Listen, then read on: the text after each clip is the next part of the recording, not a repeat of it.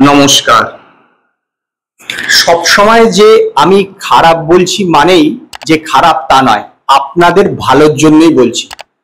এই যে বাবলি সিনেমাটা, সেটা আমি যখন ট্রেলারটা রিভিউ করেছিলাম, আমি তখন বলেছিলাম আগে আমি দেখব, তারপরে আপনারা দেখবেন। হয়তো আপনারা দেখে ফেলেছেন এবং বুঝতেই পেরে গেছেন যে সিনেমাটা অ্যাকচুয়ালি কি হয়েছে।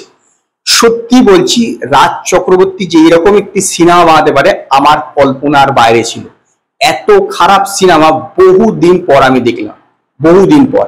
গল্পতে তো কিছু নেই, সে তবুও গল্প তো যেরকম হবে সেরকমই হবে, কিন্তু মেকিংও অত্যন্ত খারাপ হয়েছে। একদম 90-এর দশকের সিনেমার মতন মনে হয়েছে কিন্তু ফুল সিনেমাটার মেকিংটা। আমি জানি না যে এটা উপন্যাসের কারণে কিনা বা উপন্যাসকে মাথায় রেখে করা হয়েছে কিনা, কিন্তু গল্পটার মেকিং কিন্তু অত্যন্ত অত্যন্ত খারাপ হয়েছে। সত্যি বলছি, অত্যন্ত খারাপ হয়েছে। এবং পাল্লা দিয়ে অভিনয় সেরকম খারাপ হয়েছে। আবির চ্যাটার্জি, শুভশ্রী, সৌরাসিনীর রোলটা একটুখানি ছিল, কৌশিক সেন, প্রত্যেকেই কিন্তু সেরকম মানের অভিনয় করতে পারেননি যেটা তারা অন্যান্য সিনেমাতে করে থাকে। আসলে যদি গল্প খারাপ হয়, চিত্রনাট্য খারাপ হয়, তাহলে অভিনেতা অভিনেত্রীদের কিছুই করার থাকে না। এই সিনেমাটা দেখলে বুঝতে পারবেন। গল্পটা হচ্ছে শুভশ্রী তার মাসি মেশোর কাছে গিয়েছে কোহিমাতে, তো সেখান থেকে সে দিল্লিতে আসবে, তার একটি পরীক্ষা আছে, কিন্তু সে আসতে পারছে না কারণ সেখানে বন্ধ চলছে। তো সেই যে মেশো, তার যে অধস্তন কর্মচারী মানে আবির চ্যাটার্জিকে বলে তাকে ছেড়ে দিয়ে আসতে একটি জায়গা পর্যন্ত, সেখান থেকে সে ফ্লাইটে চলে যাবে। এই যে সে যাচ্ছে এবং সে যেতে গিয়ে এক রাত্রি কাটাতে হয়, তার কারণ সে এক জায়গায় চলে যায় এবং তারপরে দুজনের মধ্যে প্রেম হয়ে যায়।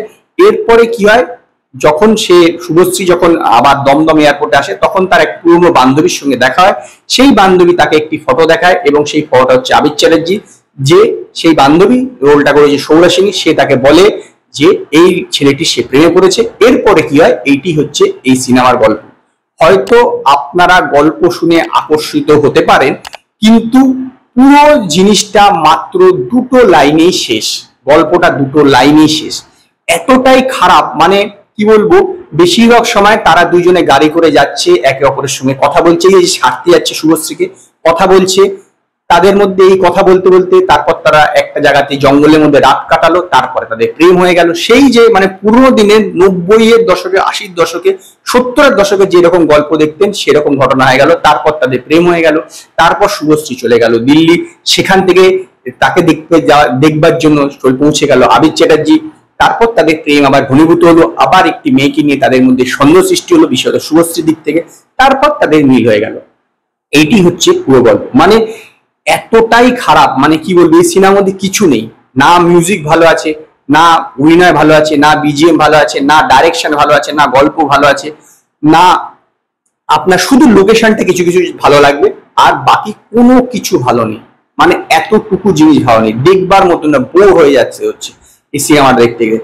দুইজনে বগর বগর করেই যাচ্ছে, মনে হচ্ছে না প্রেম হবে, কিন্তু রোমান্টিক সিনও এতটুকু দানা বাঁধেনি, কেমিস্ট্রি দুজনের মধ্যে এতটুকু হয়নি। মানে কি বলবো, পুরোনো দিনের মতন একটা সিনেমা বানিয়ে ফেলেছে রাজ চক্রবর্তী। আমার মতে রাজ চক্রবর্তীর ক্যারিয়ারের সবচেয়ে খারাপ সিনেমা হচ্ছে বাবলি। সবচেয়ে খারাপ সিনেমা, আমার অতীব খারাপ লেগেছে। এতটা খারাপ আমি আশাই করিনি। ট্রেলার দেখে আমার খারাপ লেগেছিল, তখন আমি জানিয়েছিলাম, কিন্তু সিনেমা দেখে এর চেয়েও বেশি খারাপ লাগছে। এরকম যদি বাংলা সিনেমা চলতে থাকে, কিছুদিন পর দেখবেন বাংলা সিনেমা কিন্তু তালা পড়ে যাবে। আমি এটা আগেও বলে দিলাম। তো যাই হোক, আপনারা যদি দেখে থাকেন আপনারা জানাবেন বাবলি আপনাদের কিরকম লেগেছে। আমার তো অতীব খারাপ লেগেছে এবং সেই কারণেই আমি 5-এর মধ্যে 1টি স্টার দেবো, শুধুমাত্র ভালো লোকেশন দেখানোর জন্য। যদি আপনাদের এই ভিডিওটি পছন্দ হয়, ভিডিওটিকে লাইক করুন, কমেন্ট করুন, শেয়ার করুন, আর নতুন নতুন আপডেটের জন্য আমার চ্যানেলকে সাবস্ক্রাইব করুন।